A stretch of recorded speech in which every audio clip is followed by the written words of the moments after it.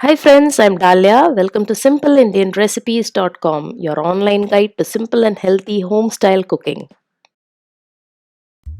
Today's video is all about making idlis. I'd like to share tips and tricks for making your own idli batter and enjoying soft idlis at home. Though idli is a traditional South Indian breakfast, it is popular throughout India and Sri Lanka. Making idlis from scratch requires planning ahead because it needs enough soaking and fermentation time. Once you make a big batch of idli batter and refrigerate, you can enjoy idlis and other tiffin items made with the same batter throughout the week. So let's look at the ingredients needed. So for 1 cup of urad dal, you need 4 cups of idli rice, 1 tablespoon of fenugreek seeds and salt required. Though the ratio of 1:4 is the most common one, there are also people who use just 3 cups of rice for 1 cup of urad dal. You can use any cup size for measuring. One more thing to mention is about the rice. I have used idli rice here, which is a type of parboiled rice specially sold for making idlis. If you live in a place where you cannot find idli rice, you can use any type of boiled rice or raw rice and make the same idli batter. So the first step is to soak the rice and urad dal. So usually I take the fenugreek seeds along with the urad dal and the rice in a separate bowl. Before soaking, you need to wash the urad dal and the rice separately at least 3 to 4 times until the water runs clear. After washing, fill water so that the urad dal and the rice is completely submerged. Then cover with a lid and leave it alone for a minimum of 2 hours. Once it's soaked, you will see that the grains have become softer. Now it is time for grinding. For grinding, you can use a wet grinder which gives the best results, but if you don't have one, you can manage with an Indian mixie or a blender. So first I take the soaked urad dal and fenugreek seeds in the wet grinder and switch it on. Remove the water in which it was soaking and reserve it. Initially, I just add very little water. After about 5 or 10 minutes, I just add little more water. The key to making good idli batter is not adding water all at once. You need to add them at regular intervals as and when the urad dal is grinding. After about 30 minutes of grinding, the urad dal batter is ready. You can touch it between your fingers to check if it is smooth and silky. It should not have a grainy texture. Switch off the grinder, remove the urad dal batter onto a bowl, and now we are ready to grind the rice. You do not have to clean the grinder, just add the soaked rice and switch it on again. Here again, be careful while adding the water. You need a fairly thick batter. It takes about 20 to 25 minutes of grinding for the rice to be smooth.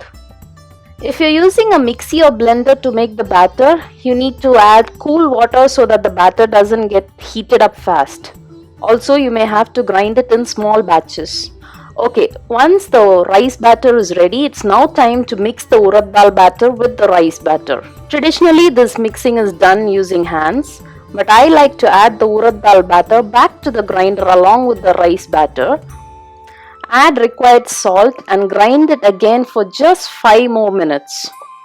This time is sufficient for both the batters and the salt to get well combined. Now the batter is ready. You just have to switch off the grinder and remove the batter into a large box. The box or vessel that you use should be large enough, giving enough space for the batter to expand after fermentation. Cover it and leave it in a warm place undisturbed for about 8 to 12 hours to ferment. In hot places, the batter gets fermented in about 8 hours, whereas in colder places it takes longer, even up to 15 hours. In foreign countries where it is very cold, you may have to keep the batter in the convection oven with the light switched on, or you may have to cover the vessel with a thick blanket to give the warmth needed for fermentation. Once fermented, you can see that the batter is almost doubled in volume and you can get that fermented aroma.